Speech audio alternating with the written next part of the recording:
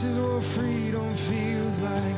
This is what heaven sounds like. We praise you, we praise you. This is what living looks like. This is what freedom feels like. This is what heaven sounds like. We praise you, we praise you. This is what living looks like. This is what freedom feels like. This is what heaven sounds like. We praise you, we praise you. This is what living looks like. This is what freedom feels like. This is what heaven sounds like. We praise you, we praise. We'll see you break down every wall. We'll watch the giants fall. Fear cannot survive when we praise you. The God of breakthroughs on our side. Forever lift him high. Though creation cry, God, we praise you. We'll see you break down every wall. We'll watch the giants fall. Fear cannot survive when we praise you. The God of breakthroughs on our side. Forever lift him high. With all creation cry, God, we praise you. Oh, we praise you. Oh, we praise you. Oh,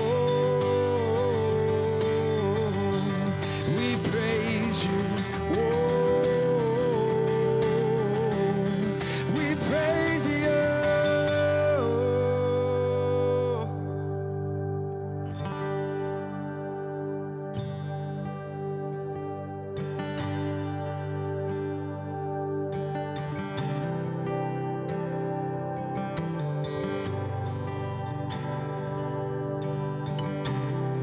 Sing worthy.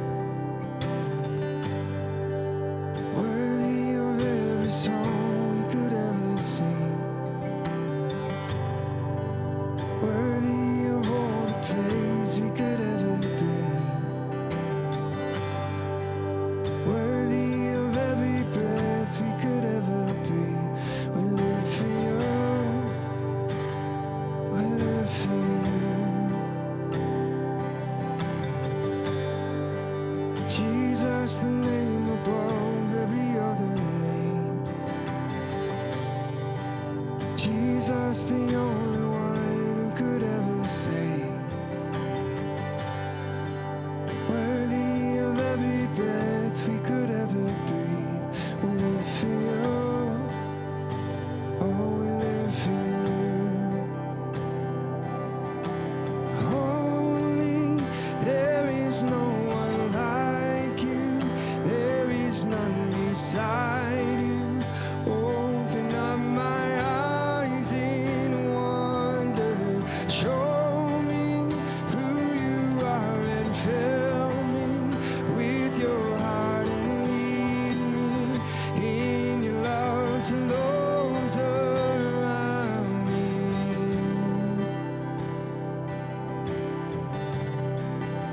We'll sing worthy. Worthy of every song we could ever sing. Worthy of all the praise we could ever bring. Worthy of every breath we could ever breathe. We live for you, Lord, we live for you. Jesus, the name above every other name. Jesus, the only one who could ever save. Worthy of every breath we could ever breathe. We live for you. God, we live for you. We sing holy, holy. There is no one like you. There is none beside you. Open up my eyes in wonder.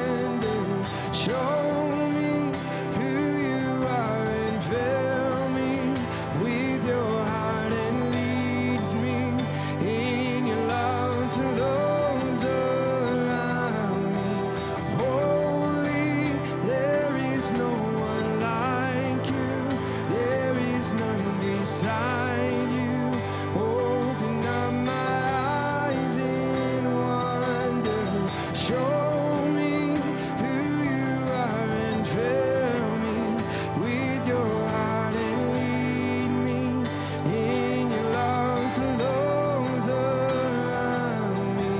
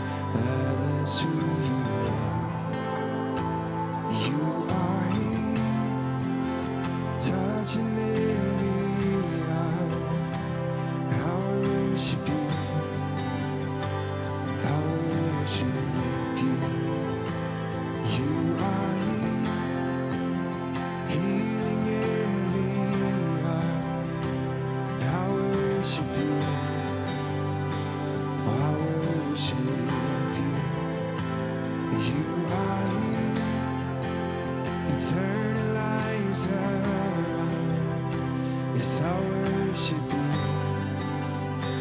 I worship you. You are here, mending every heart. I worship you, yeah. I worship you, Lord. You are waymaker, miracle worker, promise keeper, light in the darkness, my God. That is who you are. Waymaker, miracle worker, promise keeper, light in the darkness, my God. That is who you are. Oh, that is who you are.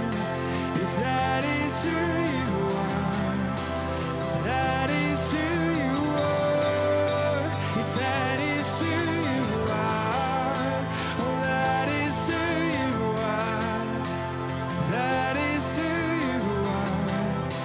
Oh, that is who you are. Yes, that is who you are. Yeah.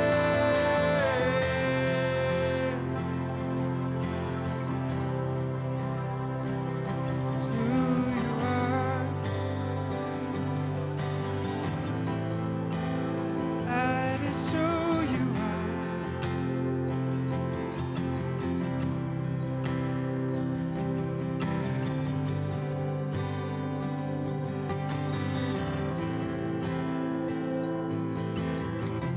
Even when I don't see it, you're working. Even when I don't feel it, you're working. Never stop working. Never stop, you never stop working. Even when I don't see it, you're working. Even when I don't feel it, you're working. You never stop working. Never stop, you never stop working. Even when I don't see it, you're working. Even when I don't feel it, you're working. You never stop working. You never stop working. Even when I don't see it, you're working. Even when I don't feel it, you're working. You never stop working. You never stop working. Waymaker, miracle worker, promise keeper, light in the darkness, my God. That is who you are. Waymaker, miracle worker, promise keeper, light in the darkness, my God. That is who you are. Oh, waymaker, miracle worker, promise keeper, light in the darkness, my God. That is who you are. You are waymaker, miracle worker, promise keeper, light in the darkness, my God. That is who you are. Oh, that is who you are. Yes, that is who you are. That is who you are. Oh, that is who you are. Yes, that is who you are. That is who you are. I know that is who you are. Yes, that is who you are. Yeah.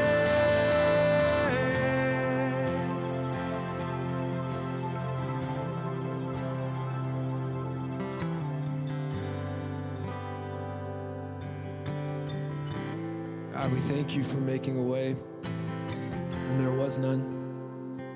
And you looked at us with love, and you sent your son Jesus to make a way for us to be saved, for us to be pardoned. That is out of your grace, Lord, and we thank you for that. We praise you for that. We want to worship you in all things. You are good at all times, and everything is for your glory.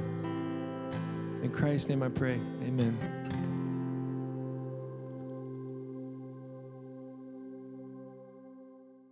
Hi, welcome to Live Oak Online for this week. You know, this summer we're spending the summer in the Psalms together. We're doing that as a church. We're doing it on Sundays here. We're doing it in the reading plan. Maybe you're doing it some other different ways. But this Sunday, we're not doing the summer in the Psalms together in here. And let me tell you why. This is an online service only. It's a holiday weekend. It's July 4th weekend. A lot of people are traveling. But for us, we're thinking of this as a Sabbath Sunday, to spend some time and rest, to pause. We're giving a gift to our staff of pushing pause and shutting down the office for a few days. They don't have to use personal vacation days. We're just saying we're all going to pause together. Our staff are focusing on trying to be healthy this summer. And we want to help our staff, our volunteers, and you just push pause and have a Sabbath Sunday. We're still doing this together online and spending the summer in the Psalms. And today's psalm is very relevant for this whole idea of pushing pause, of taking a rest. Psalm 127, all the Song of Ascents are pilgrim songs. We're living as pilgrims. We're on a journey. God's leading us somewhere. We're followers of Jesus who are going where he's leading as he leads us to become more like him as disciples. Well, on this Song of Ascents, which was their playlist that they would listen to when they would journey to Jerusalem to go to different festivals several times a year, usually every Song of Ascent has that at the top. It gives us a clue. There's 15 of them. Psalm 120, Psalm 134. This one's Psalm 127. This one gives us a clue of who wrote it or who inspired it. It says, of Solomon. Solomon was David's son. Solomon was the wisest person. He asked for wisdom, and God gave it to him and made him the wisest person in the world. We read a lot of his truth in Proverbs, and this will actually sound a little bit like Proverbs. We read about him in Ecclesiastes. You're going to hear a little Ecclesiastes in this psalm. But in Psalm 127:1, as we live as pilgrims who are following Jesus as he leads us through this world is not my home. We're pilgrims going somewhere, following Jesus as disciples. This is the song they sang on their road trip as pilgrims. Unless the Lord builds the house, the builders labor in vain. Unless the Lord watches over the city, the guards stand watch in vain. In vain you rise early and stay up late, toiling for food to eat, for he grants sleep to those he loves. Children are a heritage from the Lord, offspring a reward from him. Like arrows in the hands of a warrior are children born in one's youth. Blessed is the man whose quiver is full of them. They will not be put to shame when they contend with their opponents in court. It seems kind of an interesting psalm, especially for a song of ascent. The very first part, verses 1 and 2, feels very different than verses 3 through 5. I don't know why. It just does. And this is a song they would sing. And let me tell you a little bit what's here. I think that it was important to them that might be important to you. In Psalm 127:1, there's two key words, unless. Unless. Or we could say if. If. It's a conditional thing. If this doesn't happen, then this doesn't happen. It's an if-then kind of sentiment. Unless these two things happen. Unless the Lord builds the house, the builders labor in vain. Unless the Lord watches over the city, the guards stand watch in vain. I want God doing these things in my life. I want him building something.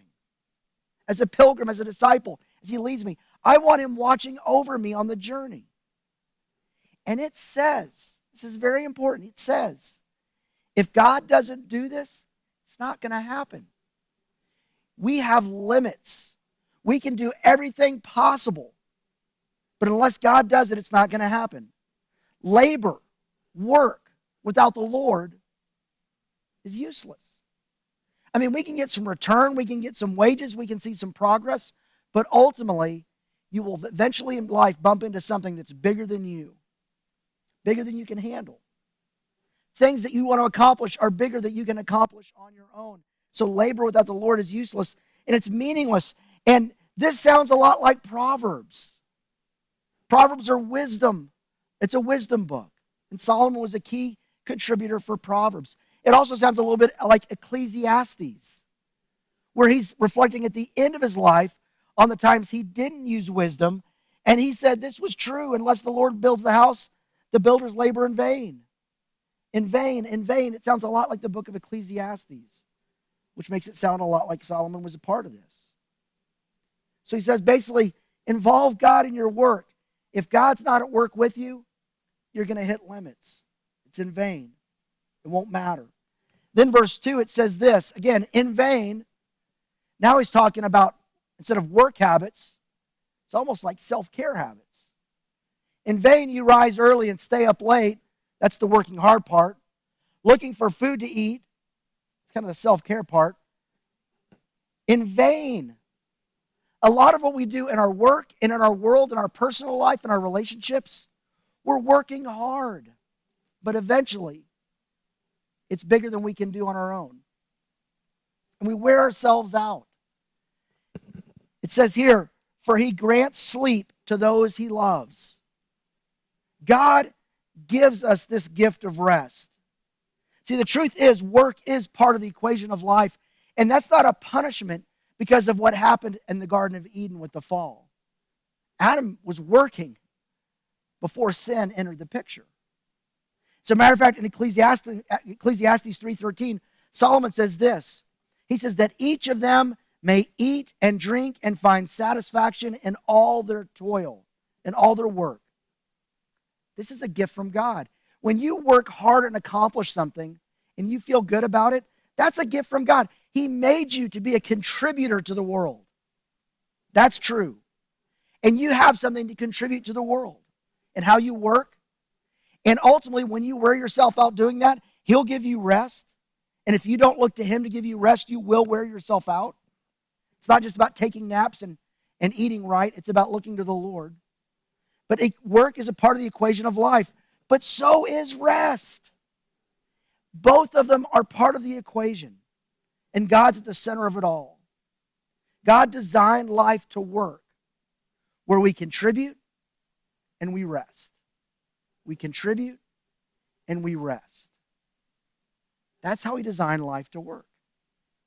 But he also designed life to work best, and really ultimately only, when we contribute and we rest and we put God at the center of our world, of our work, of our life, and of our family. Because then it shifts from this working and contributing, and you're trying to stand guard and protect yourself, and you're trying to build something. It's all in vain unless God's in it. Then it switches gears. All of a sudden, like it almost could be a completely different psalm. But it's not. Verse 3, children, he shifts to children and family. Children are a heritage from the Lord. Offspring, a reward from him. Like arrows in the hands of a warrior are children born in one's youth. Basically saying, God's given you this gift with children. If you're a parent, you're a grandparent, you have kids in your family, that's a gift from the Lord. It's also a responsibility from the Lord. He's given you something that he wants you to take and use and develop and make the most of. It's a responsibility. You know, this psalm was probably sung on a road trip that families were taking that you may be very familiar with. There's a story about Jesus when he was young, 12 years old, that it says in Luke chapter 2 that Mary and Joseph had gone to Jerusalem for the feast of the Passover. So they're on a journey to Jerusalem. They're on the ascent. They're pilgrims going to Jerusalem with their kids in tow. And a 12-year-old Jesus travels up with them, and they're singing this song as they go. And the song's the story about Jesus might be familiar to some of you, because what happened is when the road trip pulled out to go back, they leave Jerusalem, they're heading back home, and they had gone for a full day's journey toward home. There was a lot of time to sing these songs on the playlist. They were days into the journey home. And they get to the Buc-ee's, and they turn around, and they're looking for each other, or their kids, and they're doing a head count before they pull out. And go, hey, where's Jesus? No one knows where Jesus is. Well, it turns out he had stayed behind to stay in the temple and talk with the teachers. And he amazed them. They were impressed. And he said, where else would I be except in God's house, talking God's truth? And then they go back and get Jesus, and he says that, and then they're on their way home. And it says after that, we get this little comment about Jesus. In the Gospels, we don't see him again until he shows up to start doing his earthly ministry, which was in his 30s. So almost 20 years later, there's this gap. And it says, in that time, here's what it says of Jesus. And Jesus, 12-year-old Jesus growing up after this moment, Jesus grew in wisdom and stature and in favor with God and man. He grew, he developed. See, children are a gift from the Lord. They're part of your heritage. They're a responsibility. They're a reward. Sometimes they're a challenge. It's an opportunity. An opportunity to invest in them. And you're blessed when you have them. You're blessed with the gift of them, the responsibility. But it's this opportunity to help them grow in wisdom and in stature, health, favor with God and man, relationship with God and others. When we are given children as a gift, what a great responsibility we have to invest in the next generation, whether they're my kids or somebody else's kids. It's a priority. So much so that as they're singing, they're reminding themselves out. Maybe because, and if you've ever been on a road trip with kids, at some point in the journey, you're wondering, is this really a reward, or am I getting fined or cursed for something? I mean, this is, my kids are a challenge right now. You've got to be reminded regularly. They're a gift. You're blessed to have them.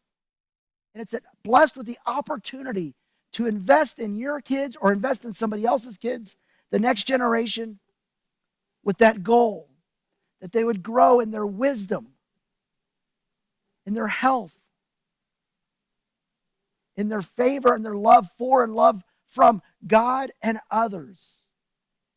It's our great responsibility that they have this song that they're reminding each other that kids are this gift from the Lord.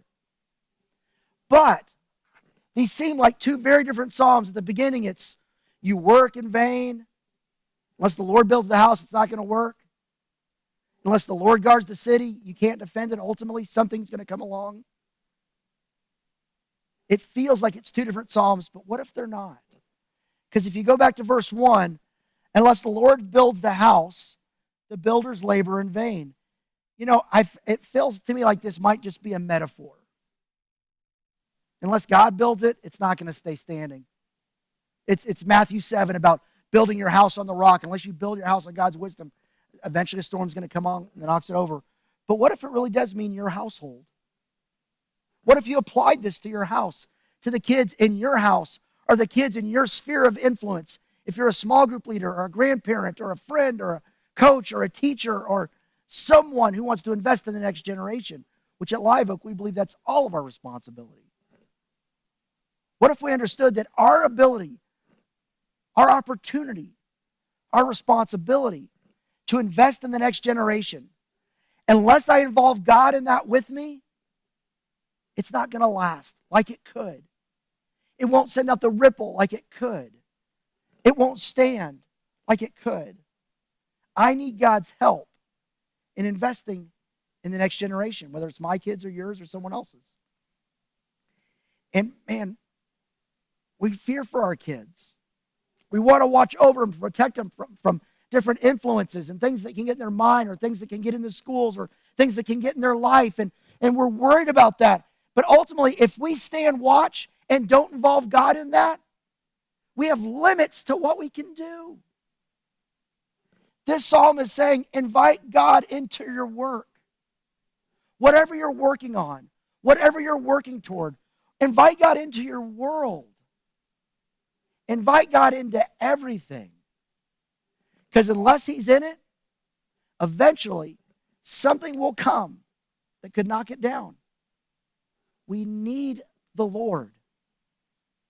And we need to play that song on our playlist as we are pilgrims in this world, because we will find things that remind us of this. But sometimes when they remind us of that, they don't always drive us back to Him. to putting God at the center of our world. And this is true for an individual. It's true for a family. It's true for a church. It's true for a nation. It's true for our world. Ultimately, unless we put God involved, get God involved, put him in charge, it's in vain. We're working hard, but it won't last. The other thing is this. Don't just think about inviting God into your world. Henry Blackaby, who wrote a book called Experiencing God, a study, a Bible study. It was really, really good. It was very influential in this church in the early days. And basically he said this: find out where God is working and join him. What if you flipped it? What if instead of just saying, hey, I want to invite God into what I'm doing, I'm going to invite God into what I'm doing. What if you said, I want to figure out what God's doing and get to work there? Because here's the thing, we know that if what God's working on is blessed, well, get involved with what he's doing. You already know it's blessed. You already know he's at work there. So join him and involve him to help you work and build and watch over things with his help, toward his end, with his leadership. Find out where God's working and join him. This is a psalm that says if God's not in it, it won't last. That is true for every area of your life. And you will see progress and tend to think that's not true. But it's kind of like building a sandcastle on the beach. You build it, it looks great, and then the wave comes in and washes it out, and all progress is lost. You've been working on your laptop, and you've been working diligently. You forget to save the paper, and you lose the document. Like we have examples all the time of we make progress, you just get the house clean, and then the kids come home. Like there's examples of this all the time. But we fight this principle. Unless God builds it, it's in vain. He's not just an add-on. He's the builder. He's the one that watches over it. God's in charge. There is a God. It's not me. And I need his help. And he invites me into what he's doing. That's the big deal. If God's not in it, it won't last. Involve God. Get involved with what God's doing. And then here's this great promise. Accept God's gift of rest. In vain you rise early and stay up late, toiling for food to eat. We work hard. It doesn't give us the return we need fully unless we accept God's gift of rest.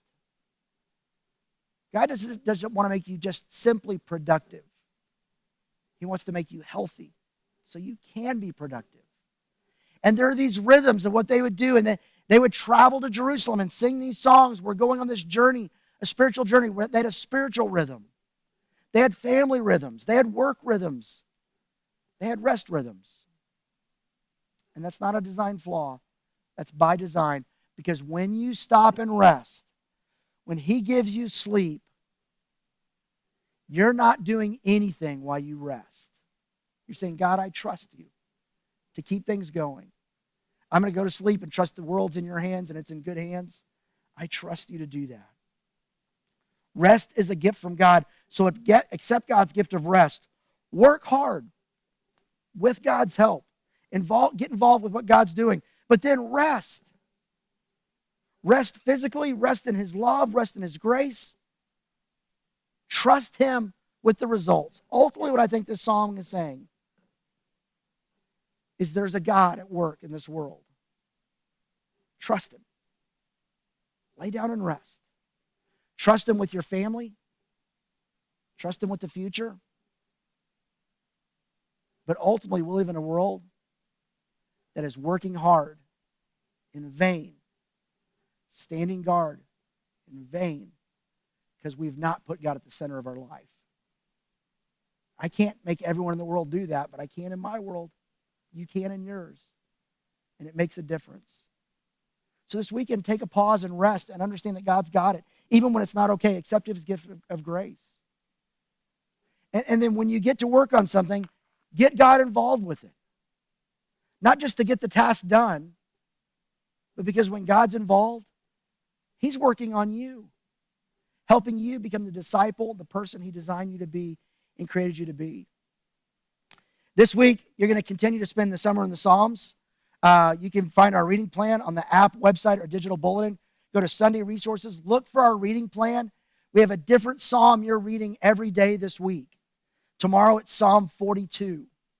It's July 4th. Enjoy your holiday. Psalm 42.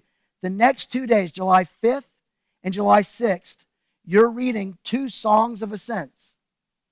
Psalm 128, Psalm 129. Read and reflect on it. Make observations and then make an application. We're not going to talk about those on a Sunday, but you investigate it and talk about it with somebody.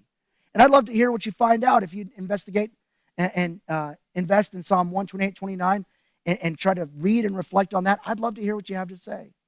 Then the rest of the week, it's Psalm 43, 44, Psalm 45. And then next Sunday, I'll be teaching on Psalm 130.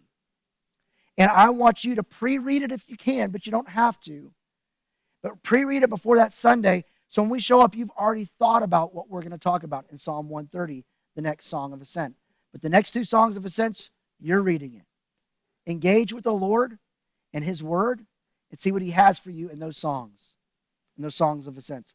Next week, we'll be back, continuing the song, Summer in the Psalms, Songs of Ascents, and we'll be back to our normal times, 9:30 a.m. and 11 a.m. here in person, as well as being online. I hope you'll join us here in person, and I hope you have a great weekend. God gives rest to those He loves. He loves you. Get some rest and involve God in the work you're doing and get involved in God's work. Have a great week.